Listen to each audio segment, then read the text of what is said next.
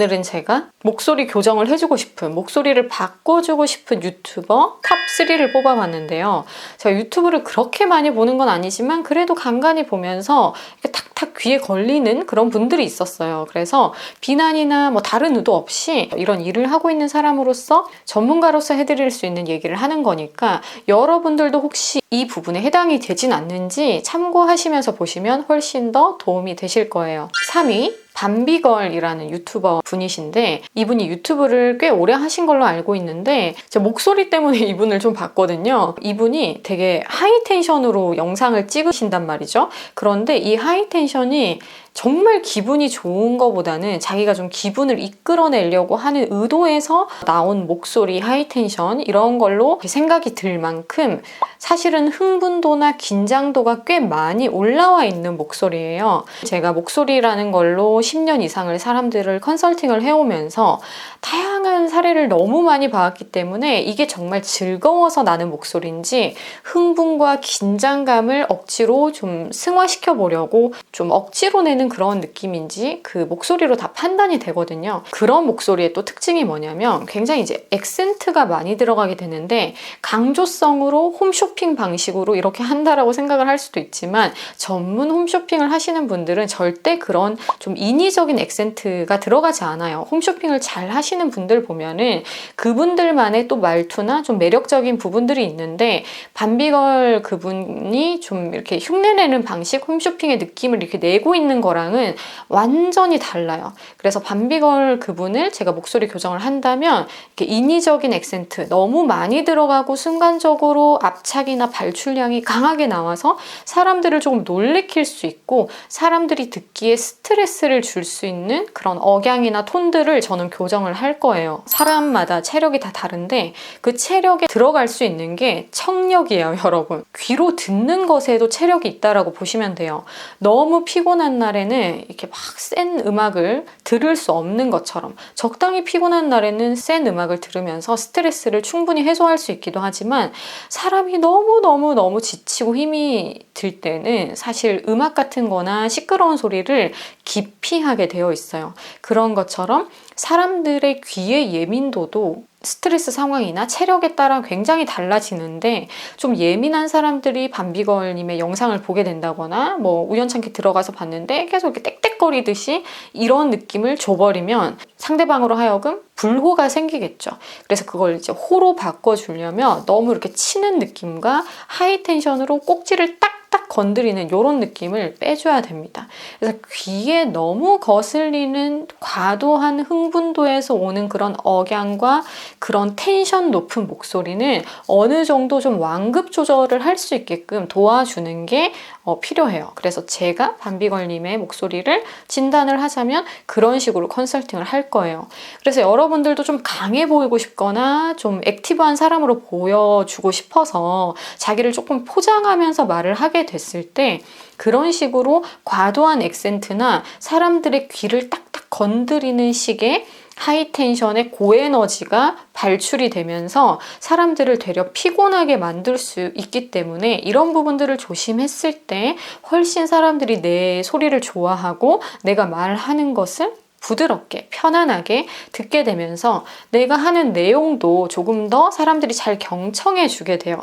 이게 연결되어 있기 때문에 이런 부분을 반드시 참고해야 돼서 이런 부분을 얘기하기에 딱 좋은 우리 밤비걸 이 유튜버 분이 3위에 등극하셨습니다. 이제 2위 곰민영이라는 유튜버 분이신데, 제가 환승연애 재밌게 봤거든요. 환승연애 티빙에서 하는 오리지널 프로그램 시즌 1에 나왔던 굉장히 핫했던 인물이잖아요. 사실 환승연애 때부터 제일 목소리가 불안정한 분으로 제가 이미 꼽아놨어요. 환승연애 시즌2 보신 분 아실 텐데 더 심각한 분이 있어요. 그 원빈 씨 있죠. 원빈 씨 목소리가 너무너무 심각하거든요. 이 후반부로 갈수록 이제 피곤해지고 하니까 목이 아파서 말을 잘 못하고 있는 그런 모습까지 나왔잖아요. 그런 발성을 가지고 있으면 목이 반드시 고장이 나서 아프게 돼요.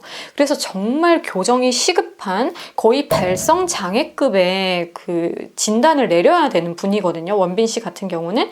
근데 그것과 결이 좀 비슷한 분이 고민영 씨예요. 고민영 씨가 조금 이렇게 긴장을 하거나 감정이 조금 격해졌을 때 보면은 소리가 이렇게 잔파동으로 이렇게 떨리는 게 드러나거든요. 이분이 어떤 특징이 있냐면 지금 MZ세대들이 완전 비상인 이 발성장애 라인이 굉장히 많이 있는데 목소리가 미세하게 떨리는 이 이유가 소리가 발출이 돼야 되는 만큼 잘 안 나오는 게 평상시의 습관인 거예요. 우리가 노래할 때는 좀 시원하게 부르잖아요. 근데 말할 때는 사람들이 이렇게 발출을 한참을 낮춰버리면서 소리가 좀 많이 안으로 들어오게 되는데 대부분 이제 긴장했을 때, 좀 자신이 없을 때, 모르는 문제에 답을 해야 되는 상황, 이런 데서 이제 목소리가 이제 기어 들어가네 이런 표현 하잖아요. 그런 것처럼 정말 목소리가 기어 들어가게 되는데 이게 보통 사람들 같은 경우에는 평상시에 이 정도 발출되다가 이만큼 들어와요. 근데 권민영 씨나 이제 원빈 씨나 이런 분들은 이만큼 들어간단 말이에요. 그러니까 발출이 안 되는 상황에서 남들보다 훨씬 더 소리가 들어가게 되는 요런 파트로 제가 이분을 2위에 넣었는데, 이런 파트는 사실 되게 심각한 상황이에요. 이게 심해지면 나중에는 자기도 모르는 순간에 떨리는 목소리가 자주 나오다가 그 떨리는 목소리가 진짜 자기 목소리가 되어버리거든요. 그래서 우리 염소 바이브레이션 뭐 이런 말 하잖아요. 목소리가 자잘자잘하게 떨리는 이런 증상들을 우리는 굉장히 조심스럽게 다뤄야 하고 민감하게 생각해야 되고 교정을 꼭 해야 되는 걸로 알고 있어야 되는 파트입니다. 그래서 권민영 씨가 보면은 신날 때는 소리가 막 잘 나와요. 근데 무드가 다운될 때나 감정적으로 이렇게 얘기를 해야 될 때는 떨림 현상이 굉장히 많이 나왔었죠. 그래서 환승연애에서도 인터뷰 장면이나 이런 데서 떨리는 목소리가 잘 나오고 발출이 정말 많이 떨어져서 듣기에 굉장히 불안정한 목소리로 말을 많이 하는 걸 확인을 할 수가 있었어요. 그래서 제가 그런 모습을 보고 가끔씩 이제 유튜브 채널에서도 뭐 올라오는 거를 보다 보면 확실히 발출량이 떨어져 있는 상태가 굉장히 많구나 확인이 되더라고요. 그래서 이런 떨리는 목소리가 심해지면 나중에 발성장애로 가게 되고 목소리 내기가 점점 더 힘들어져요. 요즘은 나이가 어려도 이런 증상을 갖고 있는 분들이 많아요. 스트레스 지수가 이제 다른 걸로 나오기보다 목소리로 나오고 있다는 거를 반증을 하는 거죠. 그래서 권민영 씨 같은 경우는 제가 소리 발출을 좀 더 나오게 도와주면서 떨리는 잔파동을 깔끔하게 정리해서 목소리를 쓰는데 스스로 답답함이나 누가 듣기에 답답함이나 이런 것들을 완전히 해소하는데 집중한 컨설팅을 할 것 같습니다. 권민영 씨 같은 타입의 사람들이 실제로 들었을 때 목소리가 굉장히 작은 편이에요. 그러니까 막 신나서 소리를 지르면 발출이 순간 세지니까 그럴 땐 소리가 잘 나오는데 이런 식으로 갭 차이가 너무 큰 거죠. 신날 때 에너지가 있을 때와 에너지가 없을 때도 적당히 사람들한테 들려야 되는데 사람들한테 잘 들리지 않는 목소리로 점점 변하게 되고 소리 성량이 굉장히 작은 사람으로 더 심하게 이렇게 바뀌어 가는 거죠. 그래서 이런 분들이 소리 성량과도 문제가 있고 소리 질환과도 문제가 있다라는 거를 기억해 두시고 이 부분에 해당되는 분들이 상당히 많을 걸로 알고 있어요. 그래서 이런 분들은 정말 깊이 있게 진지하게 자신의 목소리에 대해서 고민하고 교정을 꼭 받아야 되는 케이스다라고 알고 계시면 되겠습니다. 그럼 1위를 하신 분은 누구일까요? 레어리라는 유튜브 채널을 운영하시는 이분도 컨설턴트로 알고 있어요. 헤어, 메이크업, 이미지 이런 쪽으로 컨설팅을 하시는 분인데 이분이 영상에서 자기 얼굴을 안 보여주죠. 연예인들의 사진이나 뭐 영상이나 이런 걸 띄우면서 설명 녹음을 한 걸로 목소리를 들려주고 있잖아요. 너무 목소리가 왜곡이 심해요. 그러니까 왜곡이라는 게 되게 무서운 건데 이 왜곡이 어떤 거냐면 본인은 그게 본인 목소리라고 생각할 수도 있지만 그 목소리는 레어리 씨의 진짜 목소리가 절대 아니에요. 그러니까 좀 의식을 했다라고도 볼 수 있겠죠. 아무래도 유튜브에 자기 목소리를 들려주고 자기 의견을 말한다라는 것 자체가 언제든지 비난받을 수 있는 상황이잖아요. 그런 걸 항상 의식하고서 영상을 만드시는 분들이 많기 때문에 목소리에 왜곡이 많이 들어가요. 저도 어렸을 때는 이게 더 심했는데 대부분 사회생활을 일찍 시작하는 여자들이 자기 목소리 왜곡을 어떻게 시키냐면 일단 톤을 딱 낮추고 봐요.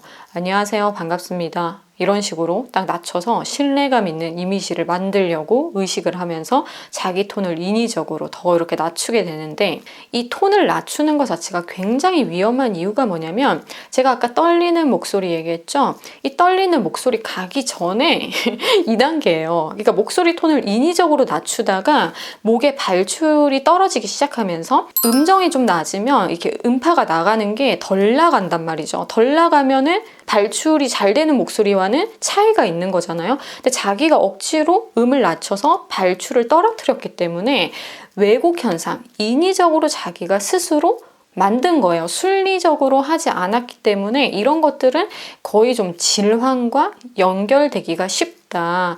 그래서 목소리가 떨리는 이유가 인위적으로 자기가 목소리 톤을 떨어뜨렸을 때, 낮게 했을 때, 이럴 때 나타나는 증상이거든요. 그래서 이미 떨리기 시작했다라는 거는 중간 단계를 넘어간 거예요. 근데 제가 그럼에도 불구하고 이 레얼이라는 유튜버 분을 1위에 놓은 거는 이때를 조심해야 되거든요.